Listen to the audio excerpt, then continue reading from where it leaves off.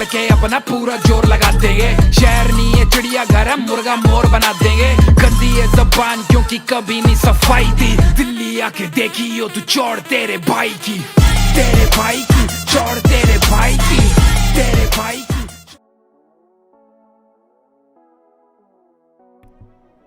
हाँ भाई, तो सबको नमस्कार। सबसे पहले तो स्वागतम। आज हम बैलेंस शीट के अंदर एसेट्स करने वाले हैं।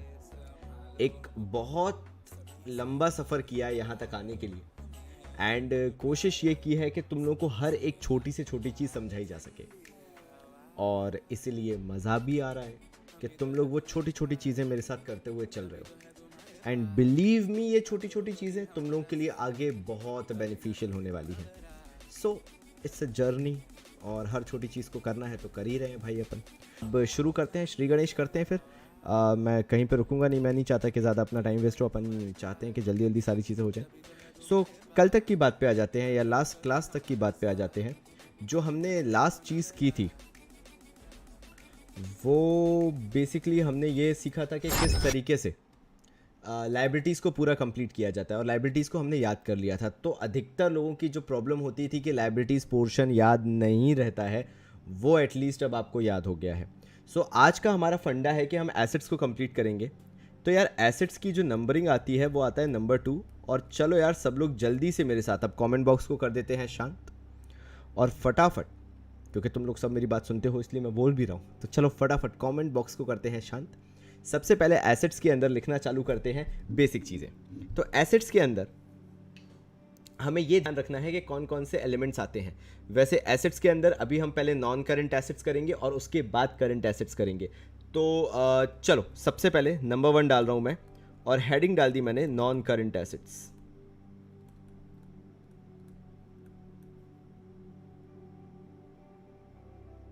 लो भाई जल्दी से ये हेडिंग डाल दो, नंबर 1 करके नॉन करंट एसेट्स। मैं आप लोगों के लिए वेट कर रहा हूं। अब नॉन करंट एसेट्स के अंदर जो हम सदियों से पढ़ते आ रहे हैं, मैं सबसे पहले उसी के बारे में विवरण दूंगा या डिस्कशन करूंगा बेसिकली। और वो पहली चीज़ है नॉन करंट एसेट्स के अंदर, हम ए करके लिख सकते हैं उसको।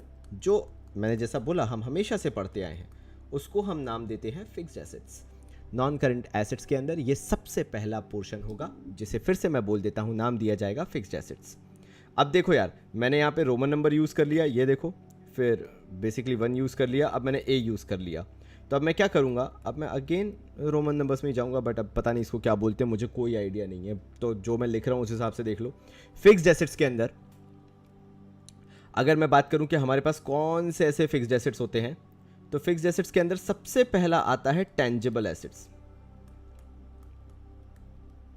नाउ टेंजिबल एसेट्स वो एसेट्स होते हैं जिनको हम टच कर सकते हैं, जिनको हम देख सकते हैं, जो हमें सामने से दिख जाते हैं। जैसे मोटर कार हो गई, मतलब कार हो गया, स्कूटर हो गया, घर हो गया, मशीन हो गया, प्लांट, लैंड, बिल्डिंग, फर्नीचर हो गया। ये वो सारी चीज़ें हैं टेंजिबल, जिनको आप छू सकते हो, जिनको आप देख सकते हो, महसूस कर सकते हो। So basically these are tangible assets which can be touch और seen basically. Now fixed assets के अंदर दूसरे तरह के एसेट्स आते हैं,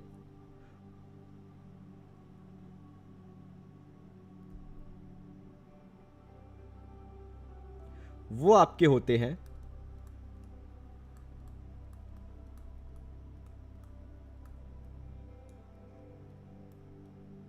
इंटेंजिबल एसेट्स।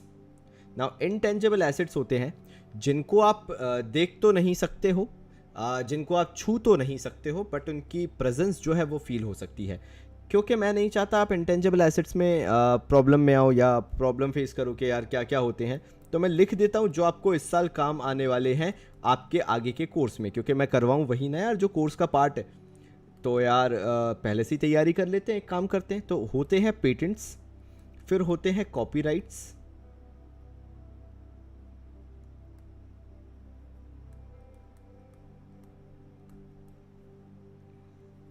फिर होते हैं ट्रेडमार्क्स,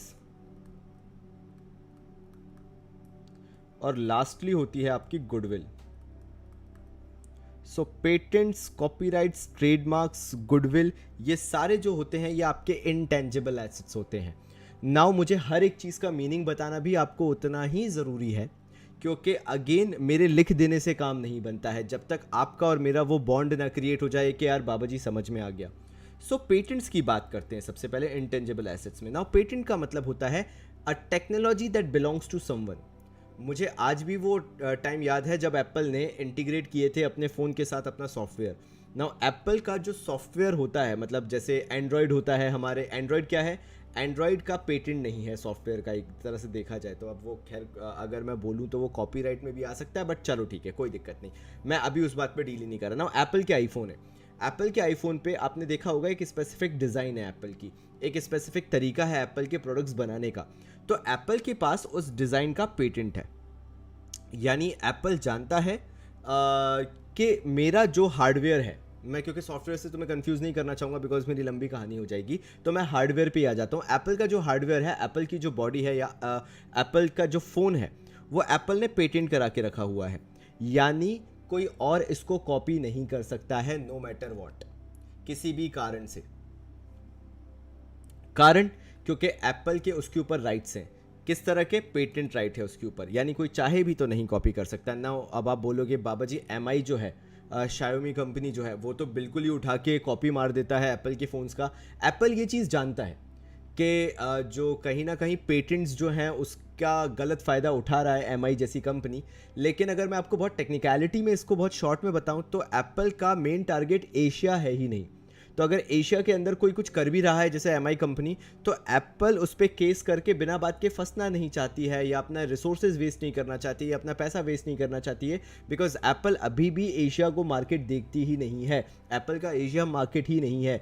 तो इसलिए एप्पल सोचती है कि छोड़ो, बिना बात के लड़ने से अच्छा है, बिना बात के उस जगह जाने से अच्छा है, अभी अपने प्रोडक्ट डेवलपमेंट पे पैसा खर्च करो, उस पर ध्यान दो। So patent is basically related to technology, जितना भी टेक्नोलॉजी है वो पेटेंट से रिलेटेड है। Now comes to copyright.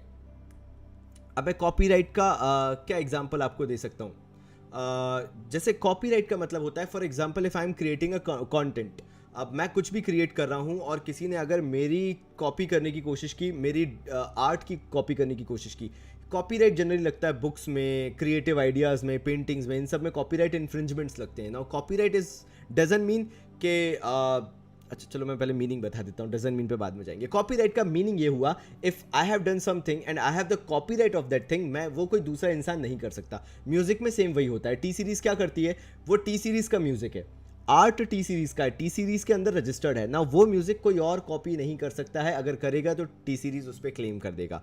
This comes as copyright. Patent का एक और अच्छा एग्जाम्पल सुनना है तुम्हें, तो मैं एक और एग्जांपल दूंगा, क्योंकि तुम लोग कुछ ना कुछ नया सीखने आए हो, तो मेरा काम है नया सिखाना तुम्हें।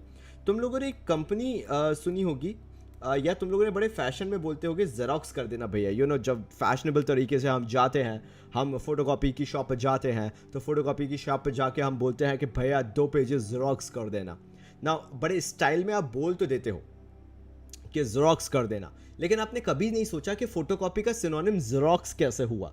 तो देयर इज़ अ रीज़न।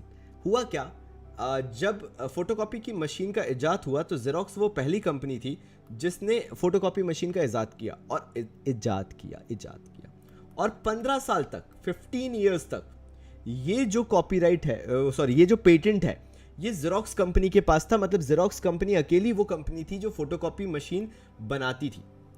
सोचो कितनी पावर थी जेरोक्स कंपनी के पास, ये अकेली कंपनी थी जो फोटोकॉपी मशीन बनाती थी। 15 साल बाद जाके इसने इस पेटेंट को पब्लिक किया था। उसके बाद सैमसंग हो गया और बहुत सारी कंपनी, कैनन वगैरह हो गई, जिन्होंने फोटोकॉपी मशीन्स बनाना चालू की। बट क्योंकि इन्वेंशन जेरोक्स ने किया, इसलिए जेरोक्स को इतना जाना जाता है, और क्योंकि जेरोक्स के पास पेटेंट राइट थे, इसलिए कोई और जेरोक्स कंपनी को जेरोक्स कंपनी का बनाया हुआ फोटोकॉपी मशीन को यूज़ नहीं कर पाता था। So that is how patent work. Copyright का मैं मतलब आपको समझा चुका हूँ। म्यूजिक जो टी सीरीज का है, that is the best thing. YouTube पे जो कॉपीराइट स्ट्राइक आती है वो ऐसे ही आती है जब आप किसी और का कंटेंट यूज़ कर लेते हो या कॉपी कर लेते हो।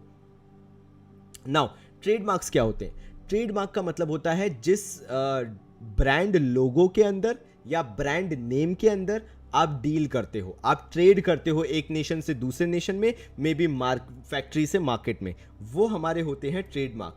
जैसे लेस जो है, अगर आप उस पर लिखा देखोगे तो फ्रीटोले इंडिया लिखा आता है, पेप्सिको इंडिया है, कोका कोला इंडिया है, तो ये सारी चीज़ें। वैसे मैं कोक पीता नहीं हूँ, पसंद नहीं है जनरली मेरे को कोक, बट ठीक है।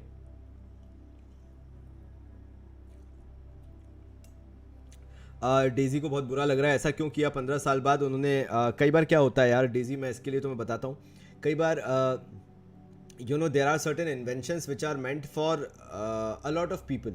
ऐसा नहीं है कि कोई एक अपने तक रिस्ट्रिक्ट करना चाहेगा। तो डेजी उन्होंने ये सोचा कि अगर हम अकेले चाहें तो पूरा मार्केट कवर नहीं कर सकते, इससे अच्छा ये है कि हम अपनी टेक्नोलॉजी को दूसरे लोगों को पेटेंट राइट्स बांटने लगे। सो अभी भी कंपनीज ऐसी हैं जो जेरोक्स से पेटेंट राइट खरीदती हैं और उसके बाद वो लोग फोटोकॉपी मशीन्स बनाती हैं। तो एक तरीके से डेजी फ़ायदा ही है उनको by giving the patent right. इसका बहुत बड़ा एग्जांपल ये है, जैसे सैमसंग के पास पेटेंट है ओलेड स्क्रीन्स का। सैमसंग की स्क्रीन बहुत अच्छी मानी जाती है मोबाइल फ़ोन्स की। तो सैमसंग मोबाइल फ़ोन में जो स्क्रीन यूज़ करता है वही स्क्रीन्स वो एप्पल को यूज़ करने को देता है, लेकिन एप्पल को उसके लिए अच्छा खासा पैसा पे करना पड़ता है सैमसंग को। So this is how you can use the patent. क्योंकि सैमसंग के पास ओलेड का पेटेंट है, दुनिया में अभी सबसे अच्छी स्क्रीन मोबाइल फ़ोन में ओलेड की आती है, इसलिए एप्पल ने खुद से बनाने की जगह सैमसंग से लेना चालू कर दिया। यानी एप्पल में भी जो स्क्रीन्स आती हैं वो सैमसंग कंपनी की ही होती है, सैमसंग ओलेड पैनल्स होते हैं, just because they know Samsung is best. So win win situation है। ऐसे ही फोर्ड का था। पहले की कार में, अगर आपको नहीं पता, जो पहले कार हुआ करती थी पहले की, उनमें वाइपर नहीं हुआ करते थे। तो ऐसा रूल था कि 2 लोगों के बिना कार नहीं ले जा सकते हैं आप। मतलब एक कार चलाएगा और बरसात के टाइम पे दूसरा डंडे में कपड़ा फंसा के बाहर वाइपर की तरह काम करता था। फोर्ड, जो हैरिसन फोर्ड थे, उन्होंने फिर सोचा यार नहीं, इसका इन्वेंशन करना ज़रूरी है, कुछ ना कुछ करना ज़रूरी है। तब जाके उन्होंने जो वाइपर था उसका इन्वेंशन किया ना। वो चाहते तो उस पेटेंट को सिर्फ अपने तक रख सकते थे, अपनी कंपनी के लिए रख सकते थे, लेकिन हैरिसन फोर्ड ने बोला कि भाई नहीं यार, ये चीज़ जो है ये हमारे लिए नहीं, ये पब्लिक के लिए एक बहुत बड़े वेलफेयर हो जाएगा, एक पब्लिक सेफ्टी के लिए बहुत बड़ा मेजर हो जाएगा अगर ये हमने टेक्नोलॉजी शेयर की। और फिर उन्होंने उसी पेटेंट को पब्लिक कर दिया था, जो वाइपर था। वाइपर तो BMW जैसी कंपनी वाइपर बनाना नहीं जानती थी। सो ये है, ठीक है। हाँ तो भाई आगे बढ़ते हैं, अभी बस सुनते जाओ। ट्रेडमार्क के बाद फाइनली गुडविल पे आ जाते हैं। Now goodwill is what? Goodwill basically अगर मैं बताना चाहूँ गुडविल के बारे में, तो यहाँ पे मुझे तुम्हें एक चीज़ बहुत अच्छे से समझानी पड़ेगी, जो अगेन तुम्हें सुनना ज़रूरी है। तो रुपेश भाई थोड़ी देर वेट करो, और कमेंट नहीं आना चाहिए, और गुडविल के बारे में एक कहानी सुनो, क्योंकि अगर नहीं सुनोगे तो तुम्हारी दिक्कत है। नाउ कैफ़े कॉफ़ी डे की हालत आज के टाइम पे बुरी है, जब से उसके ओनर ने सुसाइड किया है। अब हुआ क्या, इंडिया में बहुत सारी ऐसी कैफ़े वाली कंपनीज आई, बहुत सारी कंपनीज आई और इंडिया से बाहर चली गई। नाउ जो स्टारबक्स है वो चाहता है कि वो अपने आप को एक्सपैंड करे और जो छोटी सिटीज़ हैं वहाँ पे भी जाए। तो स्टारबक्स ने सोचा एक काम करते हैं, कैफ़े कॉफ़ी डे को एक्वायर कर लेते हैं। तो उन्होंने कैफ़े कॉफ़ी डे को एक्वायर किया, नामकरण वगैरह दोबारा कर दिया। लेकिन कैफ़े कॉफ़ी डे के अगर एसेट्स की टोटल वैल्यू देखी जाती तो मान लेते हैं 300 करोड़ आ रही थी। स्टारबक्स ने उनको इंस्टेड ऑफ 300 करोड़ जो एसेट्स की कंबाइंड उनकी कॉस्ट थी, उसकी जगह Starbucks gave cafe coffee day 350 crore. Now Starbucks ने 50 करोड़ रुपए ऊपर से दिए। कारण क्या हो सकता है? बिकॉज स्टारबक्स जानता था कि हमें ऑलरेडी बना बनाया बिजनेस मिल रहा है, चलता हुआ बिजनेस मिल रहा है, हमें ज़्यादा कुछ नहीं करना पड़ेगा। क्योंकि वो जो कैफ़े कॉफ़ी डे था, ऑल्दो इतने लॉस में ना हो बट सर्टेन मिनिमल प्रॉफिट में तो चल ही रहा था कैफ़े कॉफ़ी डे। तो कैफ़े कॉफ़ी डे को जब एक्वायर किया गया तो स्टारबक्स को कहीं ना कहीं प्रॉफिटेबिलिटी थी, क्योंकि उसे बना बनाया मार्केट मिल रहा था, और इसी प्रॉफिटेबिलिटी के लिए स्टारबक्स को गुडविल पे करनी पड़ी कैफ़े कॉफ़ी डे को। यानी 300 करोड़ में जो बिजनेस खरीदा जा सकता था उसके लिए स्टारबक्स ने 350 करोड़ दिए। तो गुडविल बेसिकली क्यों पे की गई? ताकि स्टारबक्स को रनिंग बिजनेस मिल जाए, और यही शो करता है गुडविल को यहाँ पे जो हम शो करते हैं। Now goodwill, why it is an asset for me? Because ultimately मैं जानता हूं कि मुझे रनिंग बिजनेस मिल रहा है, मुझे कहीं ना कहीं हेल्प मिल रही है, और इसलिए मैं पे करने को भी तैयार हूं एडिशनल मनी। सो गुडविल बेसिकली ये वाली गुडविल होती है जब आपने किसी और बिजनेस को एक्वायर किया हो, लेकिन जो उस बिजनेस की वर्थ है आपने अगर उससे ज्यादा पे किया है, तो जितना भी ज्यादा पैसा पे किया है वो गुडविल हो जाती है। ये वो गुडविल नहीं है जो बिजनेस की इज्जत होती है, गलत। हमारा स्टारबक्स है, उसकी इज्जत वहां पे नहीं लिखी हुई। स्टारबक्स ने किसी और कंपनी को एक्वायर किया, उसको कितना एक्स्ट्रा पैसा दिया वो यहां पे गुडविल में मेंशन होता है। आई होप मैं क्लियर हूं। ठीक है, सो इट्स परचेज गुडविल, बिल्कुल सही बोला है, बिल्कुल सही है यहाँ तक। और ध्यान दो जब भी मैं बात कर रहा हूँ Abhirup, it's not about reputation, ध्यान रखना। It's not acquired goodwill, it's purchase goodwill, बिल्कुल सही है यहाँ तक जो मैं समझ पा रहा हूँ। So I think patent, copyright, trademark and goodwill सबको क्लियर है। ट्रेडमार्क जो पूछ भी रहे थे, trademark is nothing, it's all about the brand. जैसे नाइकी है, नाइकी इज ब्रांड, और या फिर उसका जो swoosh होता है वो उसका ब्रांड है, और यही ट्रेडमार्क भी कहलाता है। क्योंकि नाइकी जब भी डील करेगा या जब भी किसी के साथ आएगा डील में, तो वो इस ट्रेडमार्क के अंदर करेगा, इसलिए ये ट्रेडमार्क कहलाते हैं, जिसके अंडर में रह के कंपनी किसी के साथ भी डील करती है, ट्रेड करती है। पेटेंट्स और कॉपीराइट में डिफरेंस क्या होता है? पेटेंट जो होता है, लिख लो सब लोग, टेक्नोलॉजी से रिलेटेड होता है,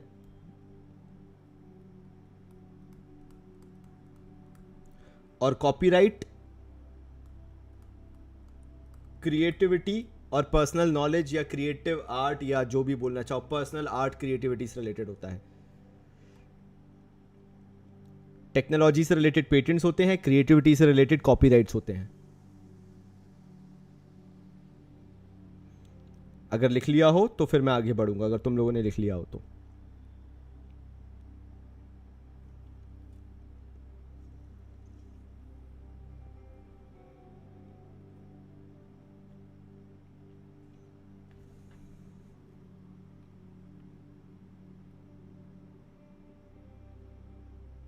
चलो आगे बढ़ते। नाउ हमारे पास टेंजिबल इंटेंजिबल एसेट्स हो गए। नाउ इसी में अभी मैं फिक्स्ड एसेट्स के अंदर ही जा रहा हूं। फिक्स्ड एसेट्स के अंदर मैं दो लिख चुका हूं, टेंजिबल एसेट्स और intangible assets. Now fixed assets के अंदर ही अब मैं थर्ड पॉइंट पे आ जाऊंगा,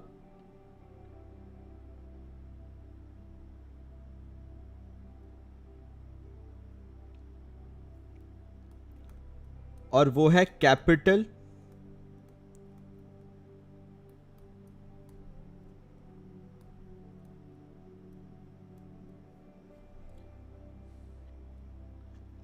कैपिटल वर्क इन प्रोग्रेस।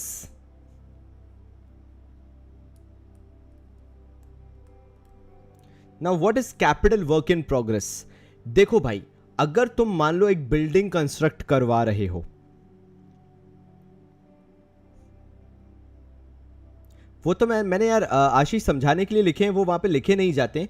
ये जो मैंने जितने भी लिखे थे, पेटेंट, कॉपीराइट, ट्रेडमार्क और गुडविल वगैरह, ये सिर्फ समझाने के लिए लिखे थे। आपको लिखना बस हेडिंग्स थी, टेंजिबल और इंटेंजिबल एसेट। तो चलो मैं कैपिटल वर्क इन प्रोग्रेस आपको समझा रहा था। मान लो आपकी एक बिल्डिंग है जो अंडर कंस्ट्रक्शन है। आप उसको बिल्डिंग तब तक नहीं बोल सकते जब तक फुल्ली फर्निश्ड, फिनिश्ड नहीं हो जाती है। लेकिन बीच में साल आ गया, साल बीच में खत्म हो रहा था। अब यार बिल्डिंग आधी बनी थी उस टाइम तक, तो बैलेंस शीट तो प्रिपेयर करनी थी। अब आधी बनी हुई बिल्डिंग को आप बैलेंस शीट में जाके आधी बिल्डिंग तो लिखोगे नहीं, तो आप इंस्टेड, या कोई भी एसेट हो, चाहे प्लांट एंड मशीनरी आदि आपने कंस्ट्रक्ट की हो या कुछ भी चल रहा हो, ऐसे टाइम पे आपका जो भी एसेट अधूरा बना पड़ा हुआ है, आप उसको नाम दिया करोगे कैपिटल वर्क इन प्रोग्रेस।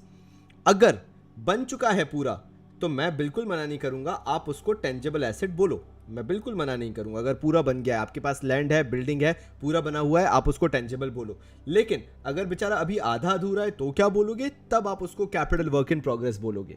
ठीक है भाई। नाउ अब मैं आपको एक और नई चीज बताऊंगा, क्योंकि मेरा काम है जो भी कंटेंट पढ़ाऊं उसको किसी नई चीज से रिलेट करूं। सैमसंग जैसी कंपनी जो है, वो आज के टाइम पे एक रिसर्च एंड डेवलपमेंट में लगी हुई है। उसमें वो कोशिश कर रही है कि फ्रंट में पूरी स्क्रीन हो, ओलेड स्क्रीन हो, सुपर एमोलेड स्क्रीन हो, जैसे भी यूज करते हैं, वैसे तो ओलेड यूज करते हैं, सुपर एमोलेड पहले यूज किया करते थे।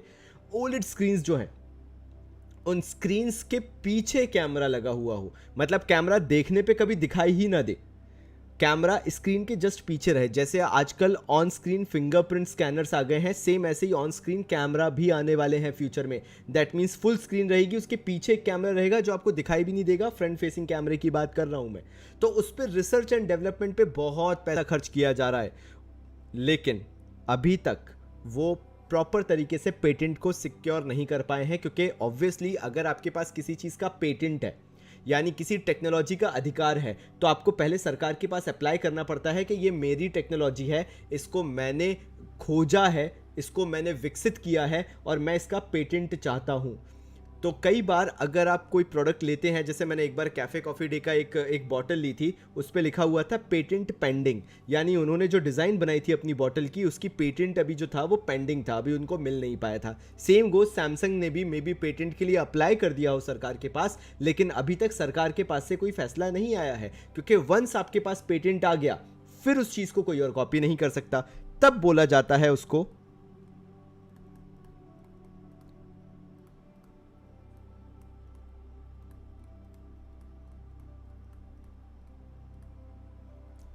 Intangible asset under development.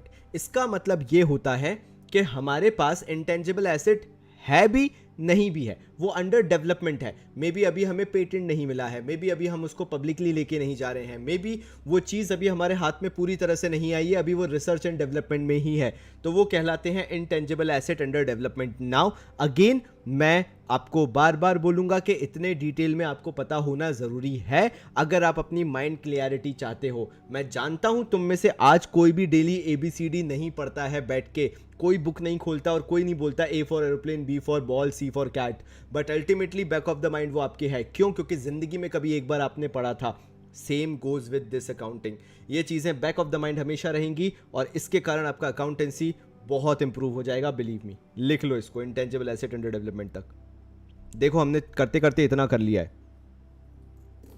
चलो यहां तक कैसा लग रहा है कृपया करके मुझे बताइएगा, आपको सारी चीजें समझ में आ रही हैं क्या नहीं?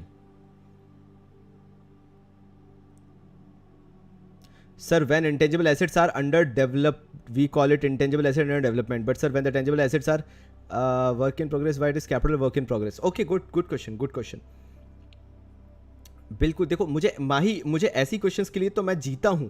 That is the only reason I am a teacher, because अगर ये चीज़ें मैंने सॉल्व कर दी और तुम्हारा आंसर आ गया यस सर समझ में आ गया, तो समझ लो भाई मैंने जो करियर ऑप्शन अपने लिए चूज किया है वो मैं बिल्कुल सही जा रहा हूँ, मतलब मैं बिल्कुल सही जा रहा हूँ। चलो तो ये डाउट भी ले लेते हैं। Intangible asset under developed we call it as intangible asset under development. बिल्कुल सही बोला आपने कि इंटेंजिबल एसेट अंडर डेवलपमेंट अगर होता है तो हम उसको बोल देते हैं भैया intangible asset under development. There is a reason, because यार वो इंटेंजिबल एसेट सक्सेसफुल हो भी सकता है, सक्सेसफुल नहीं भी हो सकता है माही, मतलब देयर इज अ रीजन ना यार कि वो अंडर डेवलपमेंट है, कि भैया डेवलप हो रहा है, अगर हो गया अच्छे से तो परमानेंट एसेट, वरना भैया जो एसेट पे पैसा खर्च किया था वो डूब जाएगा।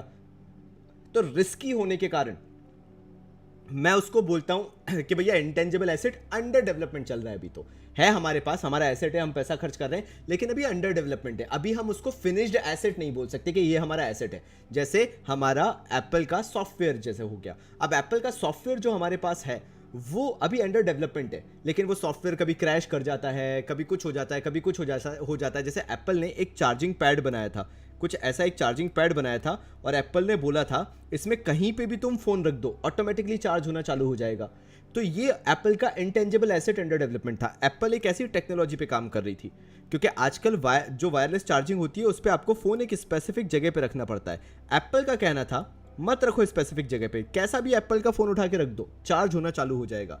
लेकिन एप्पल के साथ सैड न्यूज़ ये आई कि वो जो उन्होंने प्रोडक्ट बनाया वो इतना ओवरहीट होता था, इतना ओवरहीट होता था कि कभी वो रियल चीज़ बन ही नहीं पाया।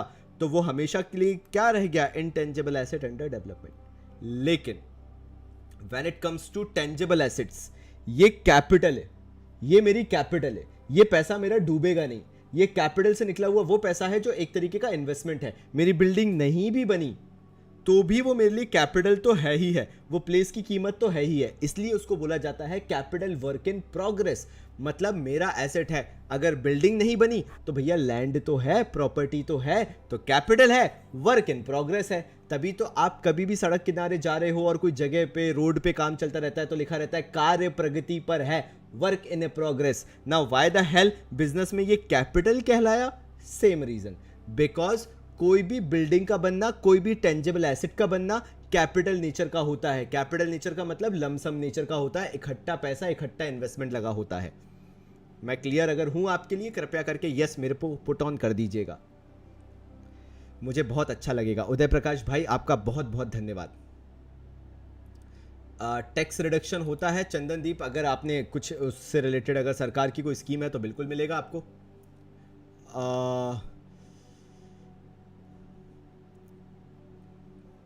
ओके गुड, देखा मैंने कहा ना इसी दिन के लिए तो अपन जीते हैं। चलो तो फाइनली अपना यहां तक हो गया। मैंने आपको यानी देखो शुरुआत अपन ने कहां से की, एसेट्स में नॉन करंट एसेट्स के साथ। नॉन करंट एसेट्स में अभी बस अपन ने सिर्फ एक ही किया है और वो है अपना फिक्स्ड एसेट। फिक्स्ड एसेट के अंदर टेंजिबल कर लिया, इंटेंजिबल कर लिया, कैपिटल वर्क इन प्रोग्रेस कर लिया, इंटेंजिबल एसेट अंडर डेवलपमेंट कर लिया। मतलब ए वाला पॉइंट जो है, ध्यान दीजिएगा, ये ए वाला पॉइंट जो है मेरा फिक्स्ड एसेट्स का, वो पूरा कंप्लीट हो गया। क्योंकि नॉन करंट एसेट्स के अंदर 5 आते हैं, यानी ए, बी, सी, डी और ई। अभी मैंने सिर्फ ए किया है, ए के अंदर के पार्ट्स आप लोगों को बताए हैं। तो चलो भाई बिना देरी के आगे का भी कर लेते हैं। अब आ जाते हैं भाई अपन बी पे, वो कहलाते हैं आपके नॉन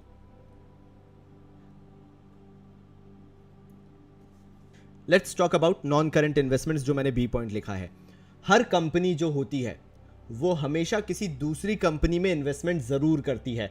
टाटा ने शेयर्स रिलायंस के भी खरीद के रखे हैं, दूसरी कंपनी के भी खरीद के रखे हैं, रिलायंस ने भी 3-4 कंपनी के खरीद के रखे हैं। ऐसा क्यों होता है? Now let me tell you the reason, because that is good for a company to invest in some other companies in the form of shares और debentures और ना जाने क्या क्या। So जब एक कंपनी शेयर मार्केट में पैसा इन्वेस्ट करती है या गवर्नमेंट की किसी स्कीम में पैसा इन्वेस्ट करती है तो वो कहलाता है नॉन करंट इन्वेस्टमेंट। नेक्स्ट आगे बढ़ जाता हूं क्योंकि इसके अलावा मुझे और कुछ बताने के लिए नहीं है। सी पे आ जाते हैं।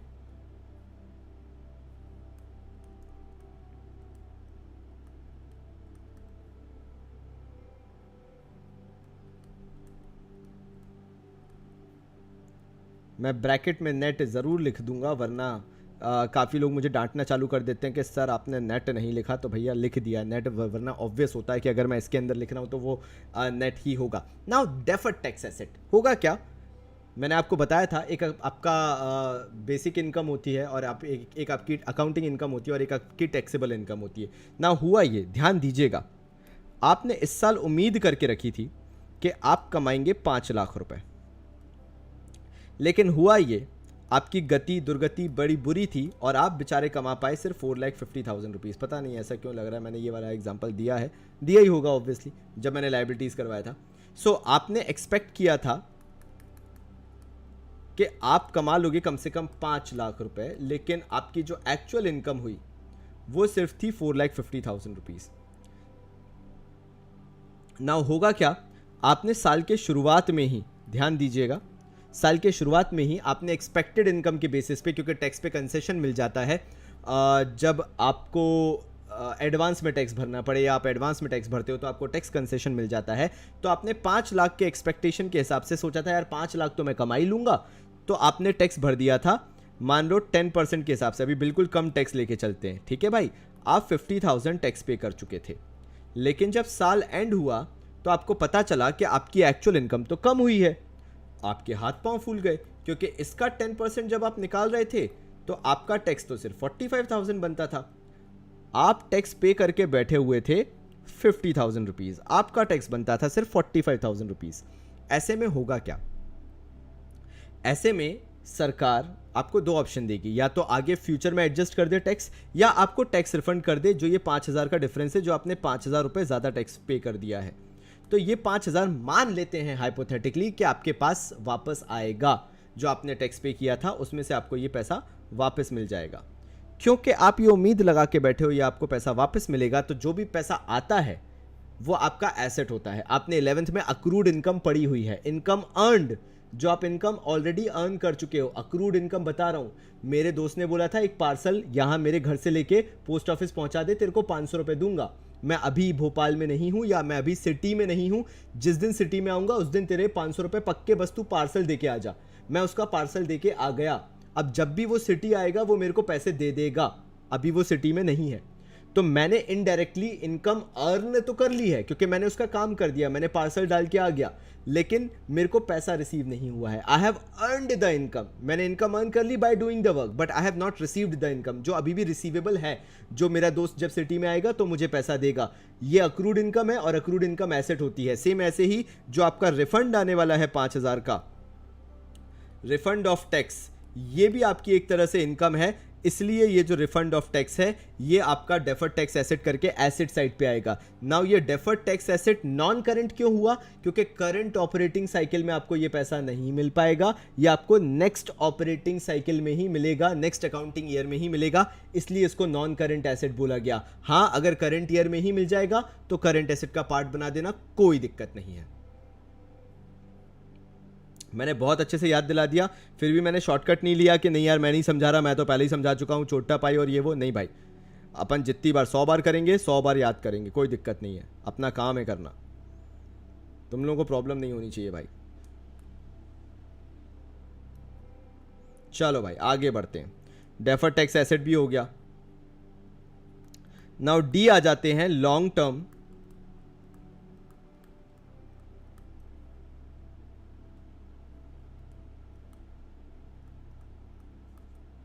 Loans and advances. नाउ यहां पे long term loans and advances का मतलब है कि आपने किसी और कंपनी को लोन देके रखा है या एडवांस, यानी एडवांस में थोड़ा बहुत पैसा देके रखा हुआ है। तो long term loans and advances यानी ये आपका एसेट क्यों है? क्योंकि आपने किसी और को लोन दिया है और फ्यूचर में वो पैसा आपके पास वापस आ जाएगा। That is the reason it is your asset, because you have given loan to someone. और ऑब्वियसली नॉन करंट एसेट क्यों है? Because you have given loan for a period which is more than 5 years, 5 साल से ज्यादा का period होगा may be, इसलिए वो आपका नॉन करंट एसेट है। नाउ लास्ट जो आ जाता है हमारा ई पॉइंट जो आ जाता है वो है other non current assets.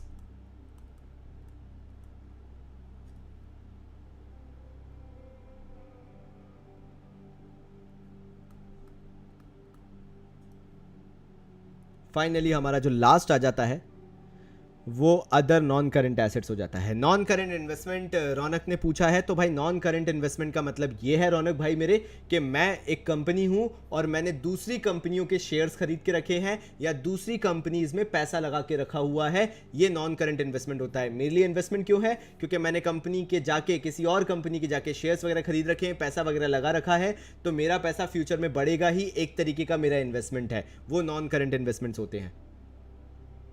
Whatever you have purchased for investment purposes। तो हमने भाई अभी तक इतना तो कर लिया है भाई, देख रहे हो तुम, थोड़ा थोड़ा करके। इंटर कॉर्पोरेट डिपॉजिट्स भी आ सकते हैं, बिल्कुल आएंगे भाई। बाकी यार मैं बस चाय पीता हूँ, कोक पीता नहीं हूँ। मैं कोक पसंद ही नहीं है यार मेरे को, मुझे चाय पसंद है।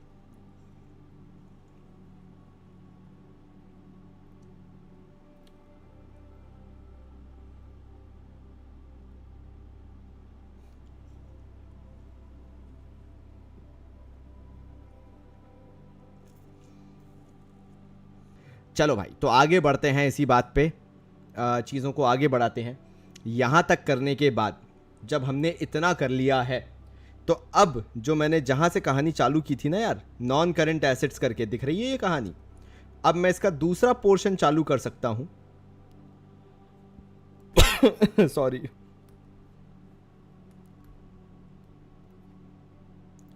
और वो दूसरा पोर्शन है भाई, क्या हुआ भाई, क्या हुआ पेन भाई साहब, क्या हो गया? हाँ अब ठीक है, हाँ जी। तो दूसरे पोर्शन का जो नाम है वो है हमारे करंट एसेट्स। चलो यार सब लोग लिख लो जल्दी से और इसको खत्म करते हैं।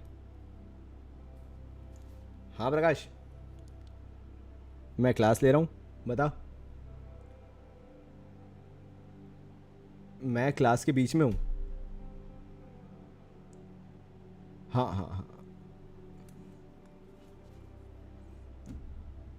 तो भाई करंट एसेट्स, ठीक है भाई। अब करंट एसेट्स आपको याद रखना है कि करंट एसेट्स टोटल 6 होते हैं, टोटल 6 होते हैं। और इसी तरीके से आप याद रख सकते हो, यानी जो हमने नॉन करंट एसेट्स किए वो 5 थे। फिक्स्ड एसेट्स जिसके अंदर tangible, intangible, capital, work in progress और इंटेंजिबल एसेट अंडर डेवलपमेंट थे। बट बता रहा हूँ बेसिकली जो नॉन करंट एसेट्स थे, फिक्स्ड एसेट्स थे, non current investment, deferred tax asset, long term loans and advances and other non current assets, 5 हुआ करते हैं थे जो हमारे नॉन करंट एसेट्स हमने किए। और करंट एसेट्स टोटलिटी में 6 होते हैं। तो चलो यार उसको भी कर लेते हैं। डेजी क्या हो अगर किसी कंपनी का अकाउंटिंग बोल रहा हूँ सॉरी, ऑपरेटिंग साइकिल 6 महीने से कम हो? मैंने बताया था, मैंने सिखाया था, कॉम्प्लेक्सिटी सिखाई थी तुम्हें यार डेजी, तुम ऐसी गलती कैसे कर सकते हो? चलो तो चालू करते हैं इसके अंदर। सबसे पहले ए, इसके अंदर सबसे पहला आता है करंट इन्वेस्टमेंट्स, जो हमने शॉर्ट टर्म के लिए पैसा लगा रखा है। जैसे डेजी भी बोल रही है, अगर 6 महीने के लिए किया होगा तो वो नॉन करंट एसेट कैसे हुआ? तो भाई वो नॉन करंट एसेट नहीं होगा तो करंट एसेट तो हो सकता है, मैंने लिख दिया करंट इन्वेस्टमेंट, सिंपल सी बात है। इसी में हम बी पे आ जाते हैं। हम बी इसमें बोल सकते हैं भाई इन्वेंट्रीज, और सी इन्वेंट्रीज मतलब हमारा क्लोजिंग स्टॉक बेसिकली, ठीक है। किसी को यहां पे लिखना हो तो लिख लेना, इन्वेंट्रीज का मतलब होता है क्लोजिंग स्टॉक, कोई बहुत ज्यादा बड़ी बात याद रखने लायक नहीं है। सी होते हैं हमारे बेचारा ट्रेड रिसीवेबल्स। ट्रेड रिसीवेबल्स के अंदर आते हैं डेटर्स और बिल्स रिसीवेबल्स।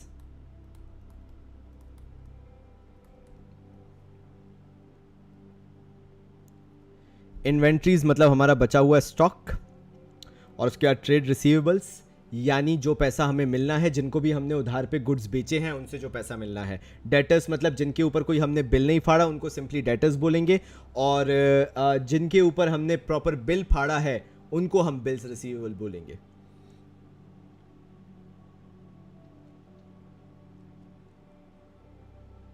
चलो 3 और बचे हुए हैं, वो भी कर लेते हैं।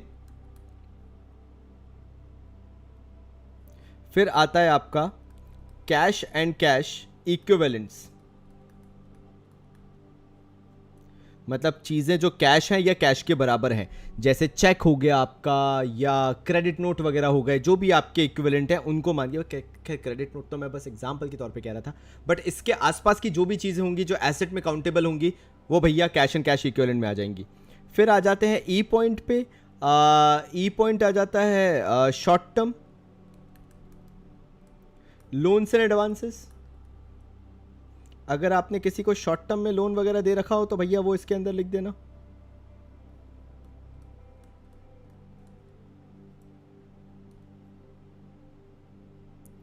और एफ तो आप जानते ही होंगे भाई, अन्य अदर का नाम दे सकते हैं हम, तो हम दे देते हैं भाई अदर करंट एसेट्स। ये लो भाई वो भी लिख दिया हमने। फाइनली देख रहे हो अपन ने कितना लंबा चौड़ा काम किया, देखो जरा। बट ठीक है, अभी मैं तुम्हें करंट एसेट्स जूम करके दिखा देता हूं।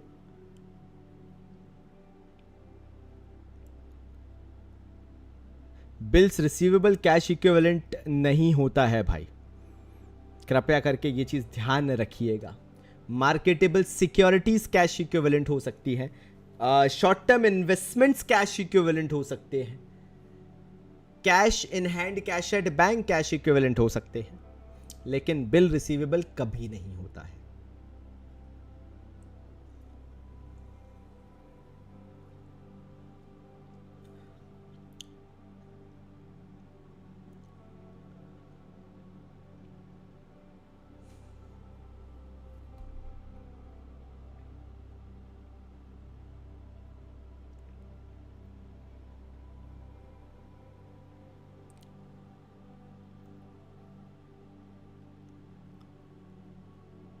देख रहे हो आप, जरा देख रहे हो हमने कितना बड़ा किया ये पूरा।